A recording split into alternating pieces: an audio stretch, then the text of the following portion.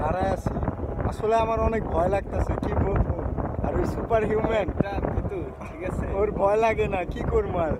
আকাশটা সেই সুন্দর, পরিবেশটা সেই সুন্দর। এটা আছে স্মৃতিসৌধ, আমরা স্মৃতিসৌধের উপরে উঠছি। স্মৃতিসৌধের প্রথম ফলকের উপরে আছে আমরা। আর তো আছে অনেক উঁচা, কি বলবো আর।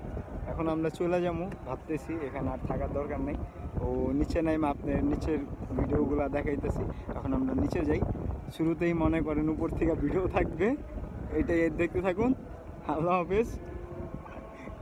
আল্লাহ হাফেজ বলতে কি, খালি এইখানে একটু আল্লাহ হাফেজ, নিচের ভিডিওগুলো দেখাইতেছি। উপরে আর থাকবো না, অনেক ভয় লাগতেছে আমার।